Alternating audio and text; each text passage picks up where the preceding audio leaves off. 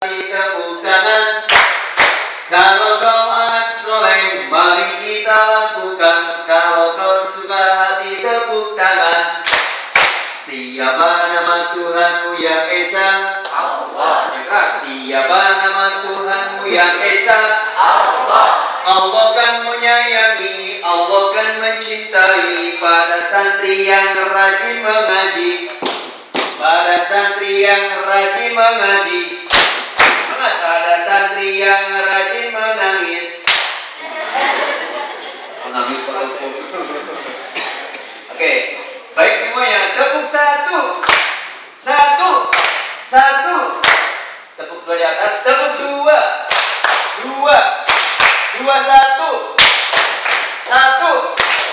Satu. Sate. Sip, bagus. Tepuk dua.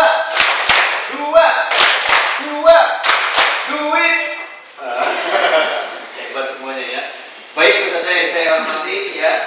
Ini hanya saingan saja ketika kita memang menghadapi anak TK, TK ini harus seperti itu ya. Jangan langsung materi. Assalamualaikum warahmatullahi wabarakatuh. Alhamdulillah. Istilahnya langsung ke materi hafalan, ke materi ngaji sebagai kita. Ini apa namanya? Dikondisikan dulu anak-anaknya ya. Baik Ustaz yang saya hormati, alhamdulillah ya. Pada pagi hari ini yang sangat cerah, bersyukur kepada Allah, saya sendiri bisa bertemu wajah, bisa bersilaturahim dengan para panji ya.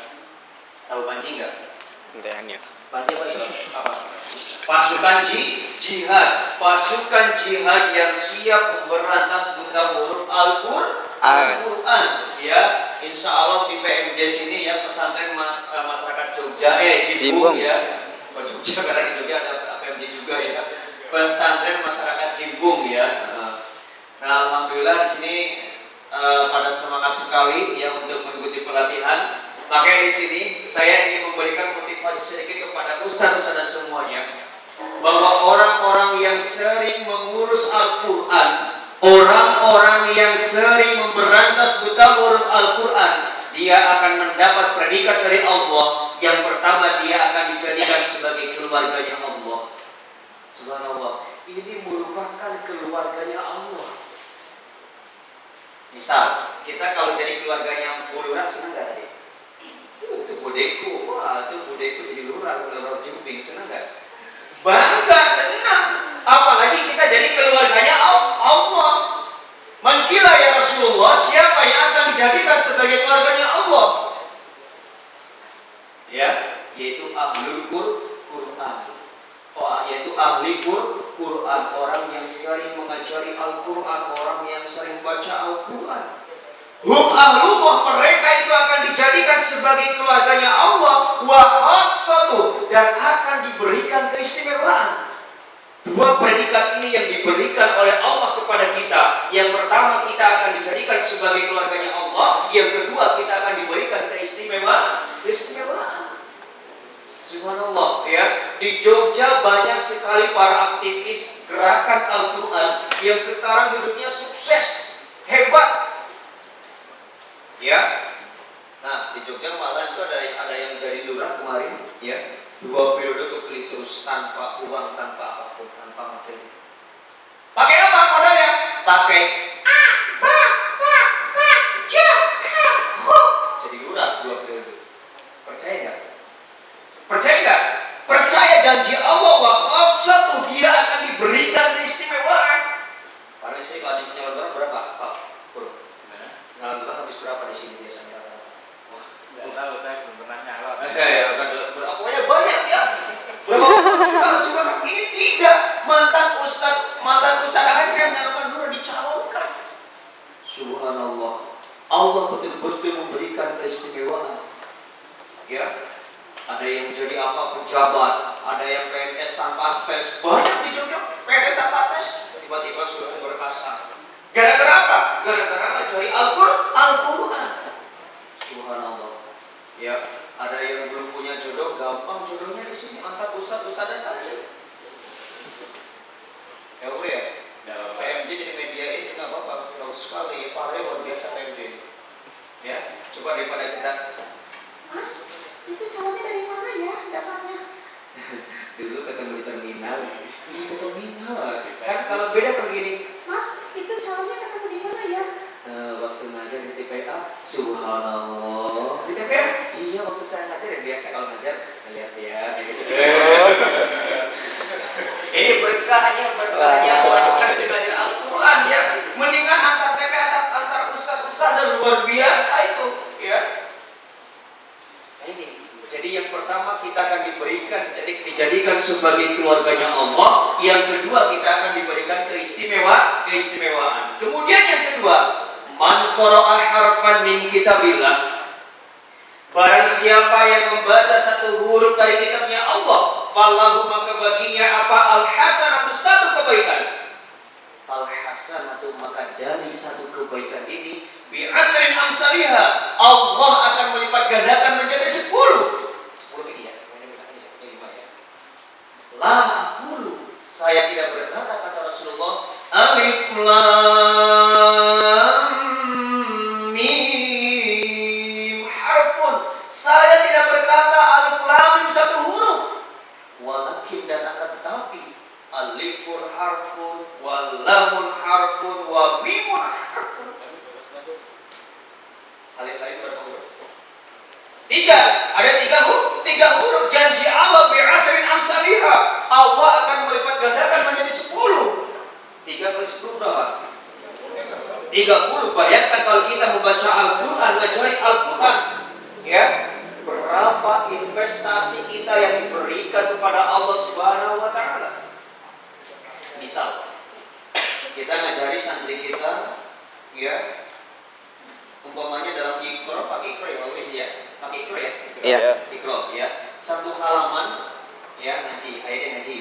A'udzu billahi minasy syaithanir rajim. Bismillahirrahmanirrahim. Ayo. Nasab. Bagus. Jahada. Pinter. Sampai apa? Sampai satu halaman. Shadaqallahul azim. Sebentar deh. Itu dulu ada beberapa huruf yang saya ajarkan. Pernah baca begitu? Pernah itu belum? Belum. Tidak saking ikhlasnya atau mungkin saking tidak tahu ilmunya, pahalanya.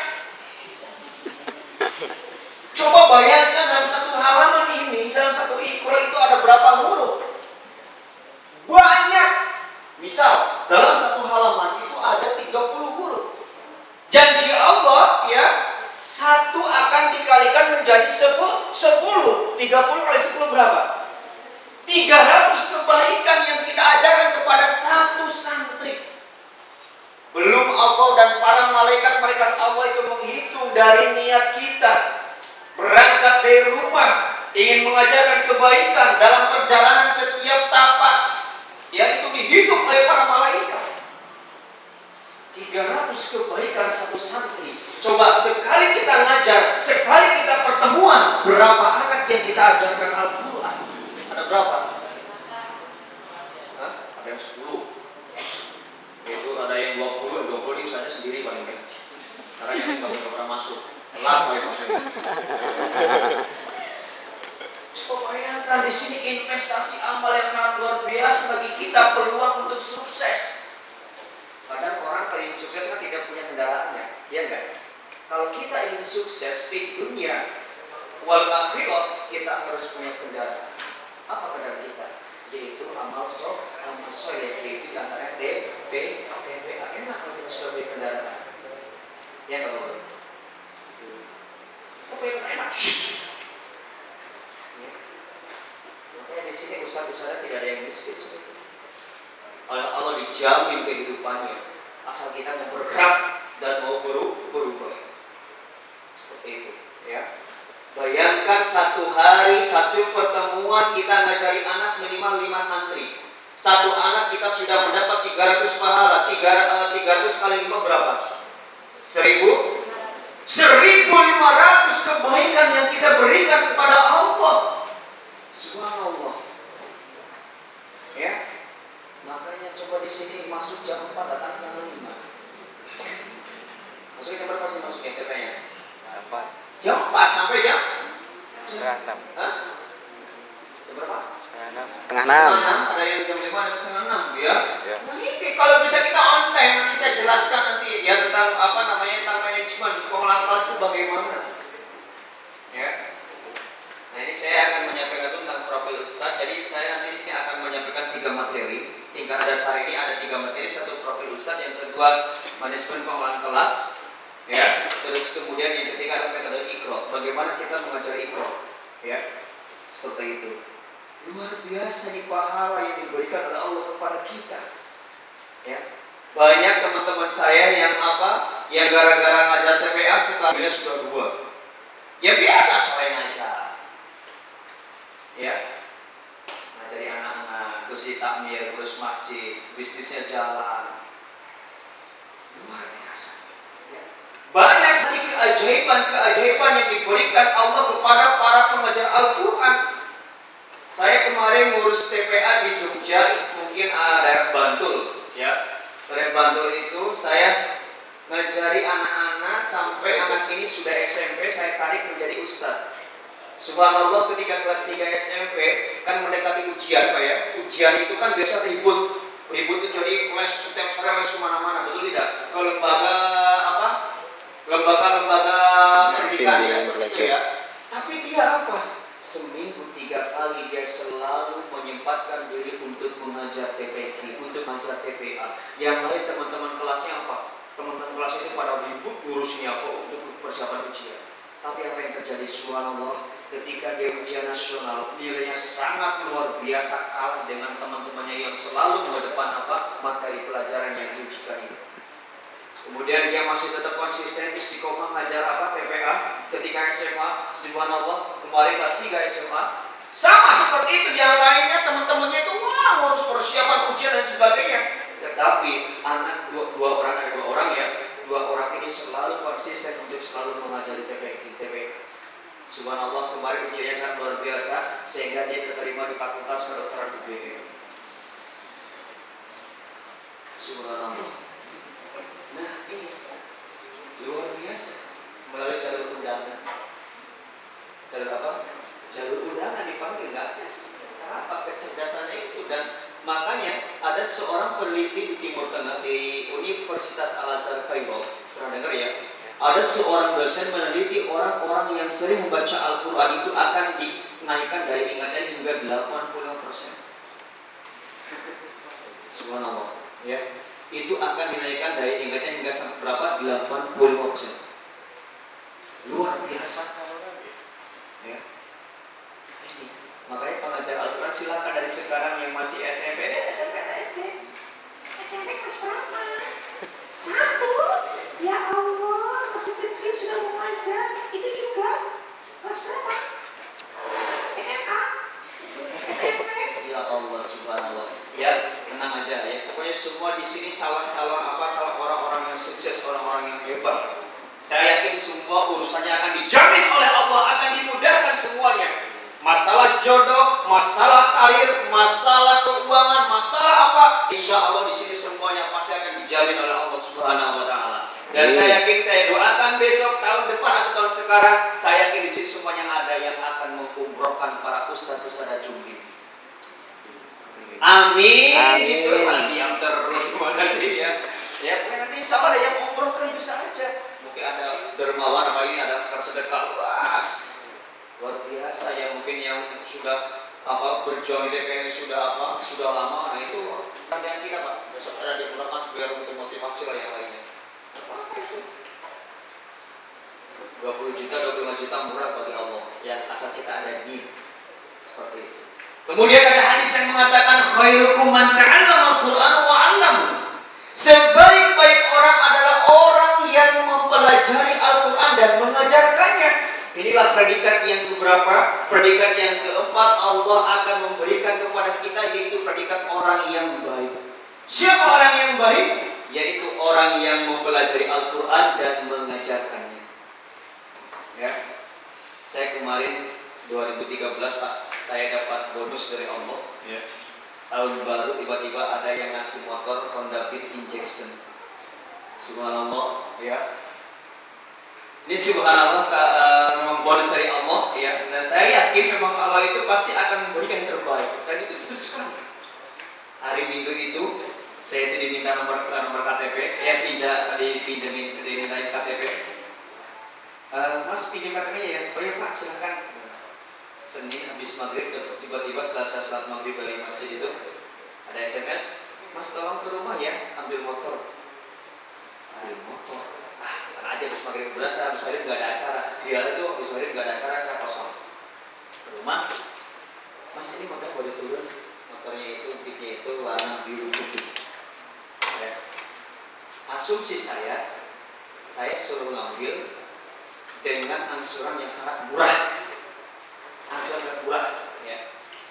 Ini Mas, helmnya, jaketnya, nomor sementara, terus ini surat jalannya yang kertas itu ya. Kami lihat, atas nama saya. Ya, paling Pak, nanti sekarangnya berapa ya? Ini udah sekarang. Nanti 3 bulan lagi BPKB diambil ya, dia lagi.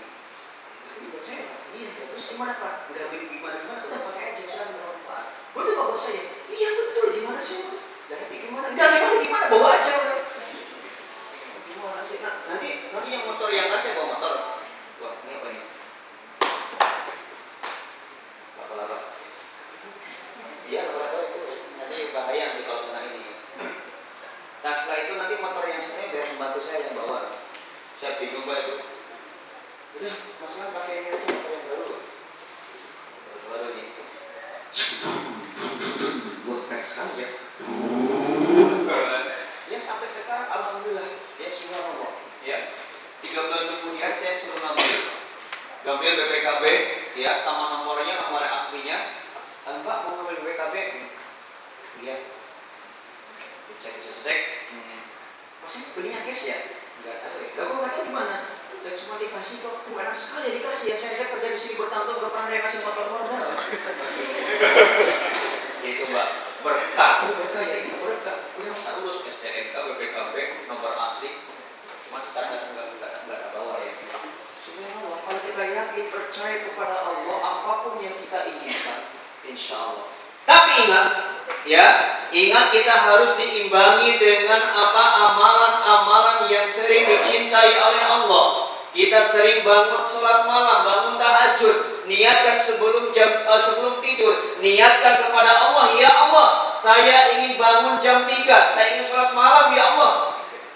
Niatkan sebelum tidur, insya Allah itu akan menjadi suatu kebiasaan. Ketika kita tidak mengerjakan sholat malam atau sholat tahajud, itu akan menyesal rasanya. Silakan amalkan selama 40 hari tidak berhenti untuk sholat tahajud. Pasti akan ada keajaiban yang diberikan Allah kepada kita. Ditambah dengan sholat duha. Kalau bisa 12 rakaat, kalau bisa. Tapi kalau enggak ya 2 rakaat atau 4 rakaat lah. Tapi konsisten. Silakan dari sekarang ya, dari nanti malam sholat tahajud sampai 40 hari. Silakan mencoba. Itu ya.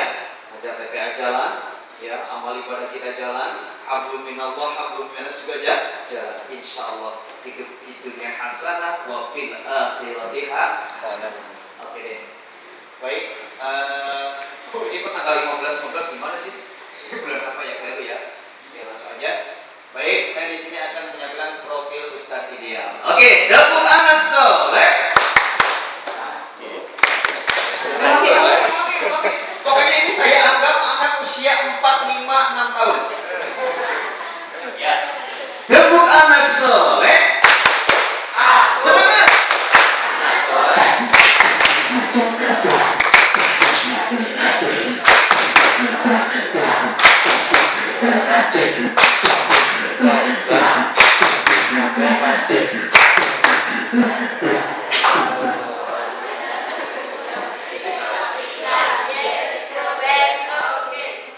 Lempem.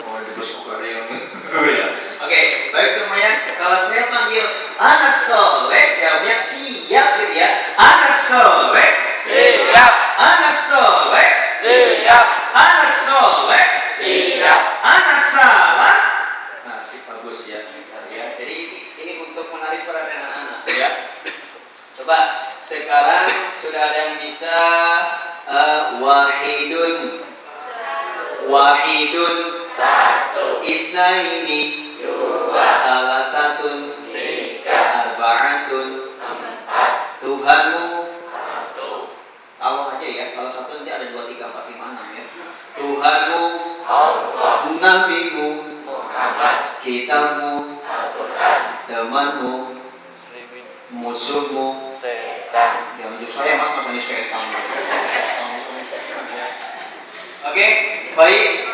Sebelum ke materi yang lainnya, yang pertama saya akan menyampaikan bagaimana menjadi ustadz ideal. Wah, ya ustadz ideal itu bagaimana? Ya, ustadz. Ya, saya ingin menyampaikan masalah ustadz dulu. Ya, ustadz itu adalah panggilan bagi guru di TPA ataupun PES ya, pondok pesantren. Ustadz, ya. Profesi yang tepat dan menjanjikan karena memiliki banyak keutamaan. Profesi yang tepat dan menjanjikan karena memiliki banyak keutamaan. Artinya apa? Ya, di sini semua sudah saya sampaikan tadi. Itu ketika kita ngajari Al-Quran, otomatis kita sudah menjadi ustadz. Tapi ingat, profesi ini jangan dijadikan sebagai apa namanya, niatnya untuk dari materi, cari apa, uang, cari ini, cari itu. Tidak. Kita semata-mata karena lillahi ta'ala. Ya.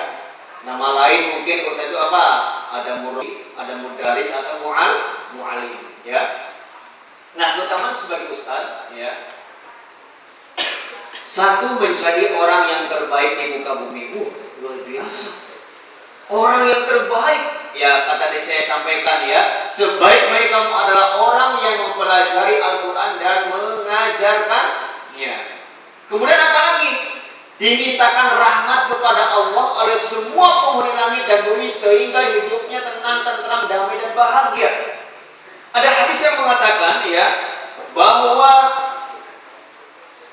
makhluk-makhluk Allah yang ada di bumi, di langit, di lautan itu akan membaca sholawat, akan mendoakan kepada kita, kepada orang-orang yang menyampaikan kebaikan, terutama di sini adalah para ustaz, para pengajar Al-Quran.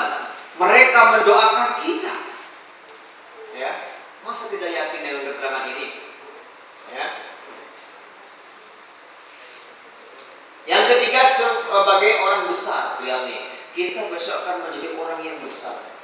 Imam Ghazali menulis tentang kedudukan ustaz yang mengajarkan ilmunya kepada orang lain sebagai orang besar. Subhanallah. Derajatnya ditinggikan oleh Allah Subhanahu wa taala. Seorang pengajar, seorang berilmu itu akan diangkat derajatnya. Yarfa'illahu alladziina aamanu minkum. Terus walladzina utul ilma darajat. Allah akan mengangkat orang-orang yang berilmu, ya, orang yang beriman dengan beberapa derajat. Kemudian apa? Sebagai orang terhormat, luar biasa. Imam Syauqi menulis dalam syairnya, hormatilah guru, karena guru itu kedudukannya hampir mendekati Rasul, lebih-lebih seorang ustaz Al-Quran. Ya.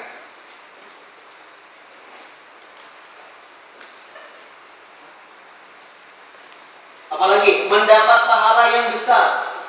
Ya. Mendapat pahala apa? Yang besar.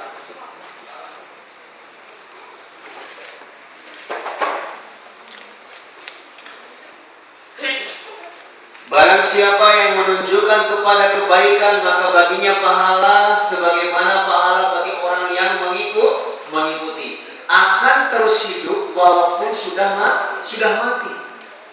Seorang ustaz walaupun sudah meninggal dunia, itu terasa seperti masih hidup. Kenapa? Karena manfaat ilmunya yang diberikan semasa hidupnya ini sangat bermanfaat bagi masyarakat. Jasadnya sudah tidak ada, tetapi ilmu yang disampaikan oleh beliau seorang ustaz itu sangat luar biasa. Seperti pengajar Al-Quran yang tadinya tidak, anak-anak kita yang tidak tahu baca Al-Quran, gara-gara kita, keikhlasan kita ngajari Al-Quran, anak-anak di sekitar kita menjadi anak-anak pintar menghafal, ya, pintar baca Al-Quran dan lain sebagainya. 3 faktor penyebab sedekah jariyah, ilmu yang bermanfaat, memiliki anak soleh yang mendoakannya. Nah ini. Nah baik. Saya langsung ke profil Ustadz ideal. Bagaimana sih kalau menjadi Ustadz ideal itu? Ya, yang pertama adalah berjiwa robbani. Apa? Berjiwa robbani, niat yang benar dan ikhlas, tawakkul, khasyah, zuhud, sabar, ya, menguasai bidang studi, tetap terus belajar, bisa diteladani, maaf, ya. Nah, sekarang saya akan menjelaskan tentang berjiwa robbani, ya. Seorang ustadz, hadirin yang saya hormati, harus memiliki sifat-sifat robbani, ya. Pola pikirnya berpijak dari sifat-sifat Tuhan, bersungguh-sungguh berpegang pada wahyu Allah sehingga bisa mengantar santri-santrinya menjadi generasi Qurani. Itu berjiwa robbani. Yang kedua ada niat yang ikhlas, ya. Nanti kalau Prof. Ustadz nanti bisa dibaca di mana, di buku ini ya ada, ya. Tapi nanti lihat ke depan semuanya dulu, ya. Setiap ustadz melandasi dirinya dalam mendidik santrinya dengan ikhlas. Nah, harus ikhlas karena semata-mata mencari ridho Allah, ya. Seandainya dapat imbalan akan bertambah ikhlas dan mengajar. Cuma kalau kita dapat imbalan dari yayasan, dari takmir, kita malah ngajar itu harus lebih semangat.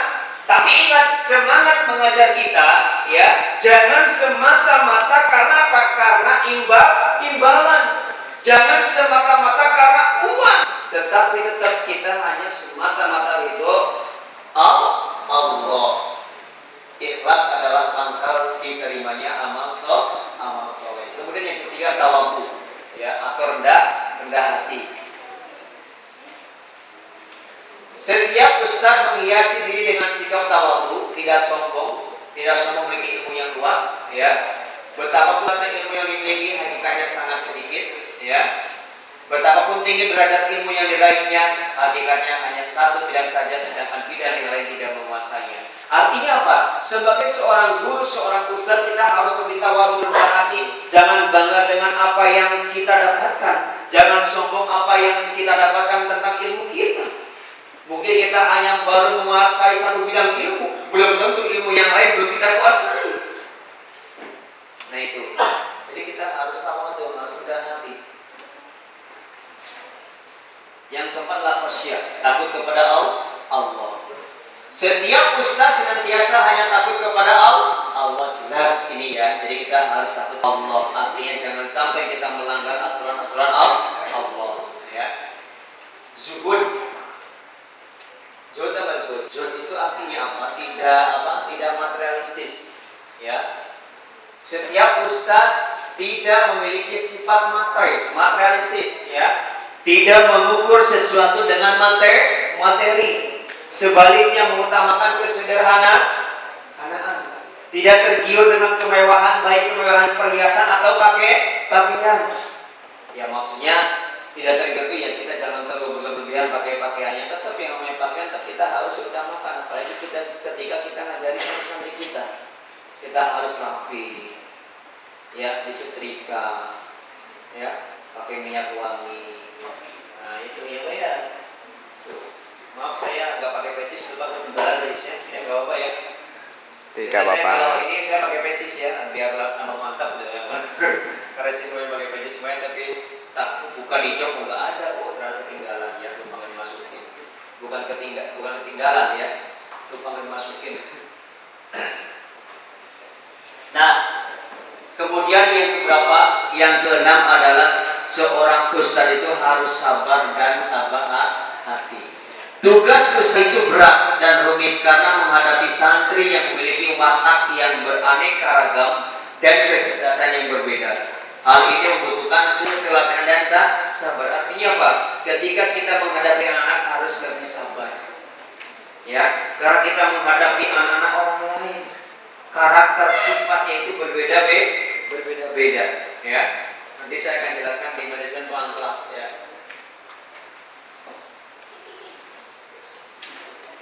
Ini ada ustaz dituntut memiliki sifat sabar dan tabah hati. Wasbiru innallaha ma'as sabirin. Bersabarlah kamu, sesungguhnya Allah bersama orang-orang yang sabar. Dijelaskan pula dalam Quran surat Yusuf ayat 87. Wala tai'asu min rauhillahi innahu la yai'asu min rauhil apa? Min rauhillahi illal qaumul kafirun.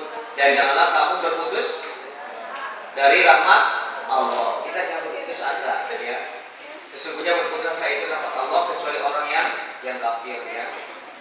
Kemudian yang ketujuh, menguasai bidang studi. Jadi seorang ustadz TPA harus betul-betul menguasai bidang studinya, ya. Setiap ustadz wajib menguasai tentang bidang studi yang diajarkan. Pepatah mengatakan orang yang tidak punya tiada bisa memberi.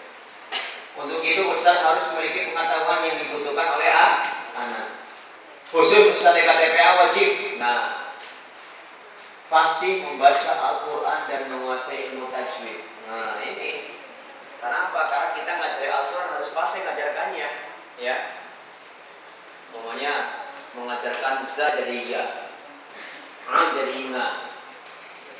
Coba alamin. Ngajarnya apa ya? Kalau ya. Takutnya apa? Takutnya nanti kalau mau jadi imam. Alhamdulillahi Rabbil Alamin. Ngalamin. Terus kalau apa? Kalau mengajarkan za itu jangan pakai ya. Za, ya. Takutnya pas dia membaca surah-surah pendek, ya. Idza yulinatil ardu ilyalaha wa akhrajatil ardu athqalaha. Yul ya. Jadi jangan pakai za, ya. Jangan pakai ya tapi za, ya. Harus fasih bacaannya. Makanya di sini besok setelah pelatihan ini kan ini tingkat dasar. Nah nanti masuk ke mahir 1, nanti kita ada pelatihan tentang ilmu tajwid, murotal dan BCM. Ya, ini kan baru pelatihannya apa? Profil Ustaz, manajemen pengelolaan kelas dan metode Iqra. Ya, nah ini. Khusus Ustaz TPA wajib pasti membaca Al-Quran dan menguasai ilmu tajwidnya. Ya, minimal kita udah tahu lah bagaimana pengucapan makhrajul hurufnya, ya. Mampu menulis huruf Al-Quran. Jadi kalau bisa seorang ustaz belajar untuk menulis Al-Quran, dibiasakan, ya. Hafal dengan prasem materi-materi hafalan, kita harus hafal. Hafalannya seperti apa? Doa-doa. Allahumma ighfirli wa liwalidayya warhamhuma kama rabbayani saghira. Rabbana atina fid dunya hasanah wa fil akhirati hasanah wa qina adzabannar. Nah itu. Ya, biar pelan-pelan jangan Allahumma firli wa liwalidayya warhamhuma kama rabbayani shaghira. Rabbana atina fid dunya hasanah wa fil akhirati hasanah wa qina adzabannar. Biasakan pelan makhrajnya, ya. Ya. Jangan cepat-cepat, ya. Allahumma baini wa baina Allahumma ba'id baini wa baina khataayaya kama ba'adta bainal masyriqi wal maghrib. Itu ya. Hafal terampil dalam BCM, ya. Nanti itu di mahir 2 dijelaskan nanti bagaimana kita bermain cerita dan menyanyi. Menguasai metode Iqra dan terampil mengajarkannya, nanti saya akan jelaskan metode Iqra, ya. Pasti berbahasa Arab, ya, kalau bisa belajar. Terus kemudian tetap terus belajar, ya. Setiap ustaz dituntut terus belajar untuk meningkatkan pengetahuan khususnya yang diajarkan, ya. Tetap kita harus mengikuti pelatihan-pelatihan, ikut, ya. Biar apa? Biar nambah wawasan kita. Ya seperti ini luar biasa. Ya ada berapa? Ada 5, ada 60 orang. Sebenarnya ada 6.000 ditambah para malaikat. Ya, coba ini ya. Bisa diteladani, ya. Seorang ustadz, ya, harus bisa jadi contoh teladan bagi santri-santrinya baik ucapan, tingkah laku maupun ketaatan kepada Allah. Nah ini jadi seorang ustaz itu harus diperhatikan ucapannya, tingkah laku kita, cara makan kita, cara minum kita, bagaimana kita berinteraksi. Ya, jangan sampai depan anak-anak, ayo, atau bro, mana bro? Nah, terus halo bro. Nah, gitu. Sekarang banyak santri itu kalau nyapa ustaz, halo bro, mana bro? Nah, itu kacau ini. Ya. Jangan harap santri menuruti perintah ustaz jika tidak memberi contoh perilaku yang baik. Nah ini, santri itu bisa melihat kan. Kita berikan kepada santrinya, santri yang tahu kelakuan ustaznya males. Gah. Terus kemudian apa? Tugas ustaz tidak sekedar mengajari kelas, namun juga menjadikan dirinya sebagai wujud nyata dari apa yang ajarkannya. Ya, apa yang diucapkan harus sesuai dengan tingkah lakunya.